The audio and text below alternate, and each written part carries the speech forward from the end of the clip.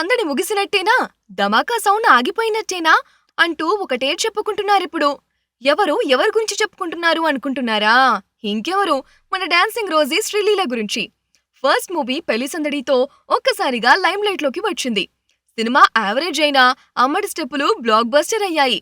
Double హుషారుగా కనిపించింది. Next వెంటనే రవితేజతో చేసిన ధమాకా సూపర్ హిట్ కావడం, ఇందులో రవితేజ ఎనర్జీని కూడా మ్యాచ్ చేసేలా హైపర్ చూపించడంతో పాపకు వరుసగా ఆఫర్స్ వెల్లువెత్తాయి. అయితే ధమాకా ఊపుకు స్కంద బ్రేక్ వేసింది. ఇది కామన్ కదా అనుకున్నారు. బాలకృష్ణతో చేసిన భగవంత్ కేసరిలో చేసిన పాత్ర ప్రత్యేక గుర్తింపు తెచ్చింది. ఈ పాత్ర తనకు హీరోయిన్ గా కెరియర్ కు ప్లస్ అయ్యేది కాదు, కానీ నటిగా ఉపయోగపడింది. ఆ తర్వాత వచ్చిన ఆదికేశవ, ఎక్స్ట్రాడినరీ మ్యాన్ డిజాస్టర్ అయ్యాయి.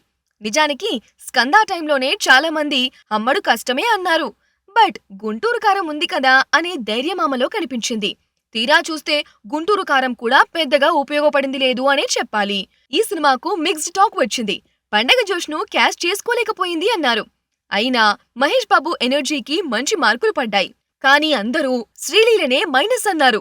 ఇది ఖచ్చితంగా తన కెరియర్ కు సంబంధించి పెద్ద స్పీడ్ బ్రేకర్ అనే చెప్పాలి. ఈ బ్రేక్ తో తనిప్పుడు క్రాస్ రోడ్స్ ఆగిపోయింది. ఎస్, శ్రీలీల నెక్స్ట్ ప్రాజెక్ట్ ఏంటి అంటే ఆన్సర్ లేదిప్పుడు. చెప్పుకోవడానికి పవన్ కళ్యాణ్ తో ఉస్తాద్ భగత్ సింగ్ ఉంది, కానీ అదెప్పుడు వస్తుందో దర్శకుడికే తెలియదు. సో అది ఉన్నా లేనట్టే. నవీన్ పోలిసిటీతో అనగనగా ఒక రాజు అనే సినిమా కమిట్ అయ్యి ఉంది. బట్ ఆ ప్రాజెక్ట్ ఉందా లేదా అనేది ఎవ్వరికీ తెలియదు. కన్నడలో మాత్రం 1-2 సినిమాలున్నాయి. సో తెలుగులో హ్యాట్రిక్ ఫ్లాపులు దాటి గుంటూరు కారంతోనూ బ్యాడ్ రిజల్ట్ అందుకున్న శ్రీలీలకు మళ్ళీ మరో సాలిడ్ హిట్ పడితే కానీ కెరియర్ గాడిలో పడదు. లేదంటే తను కూడా కృతి శెట్టిలా సైడ్ అయిపోతుంది. ఏదేమైనా ఎంత దూకుడుగా వచ్చిందో అంతే దూకుడుగా డౌన్ అయింది శ్రీలీల కెరియర్. మళ్ళీ పాపకు హిట్ ఇచ్చే దర్శకుడెవరో చూడాలి.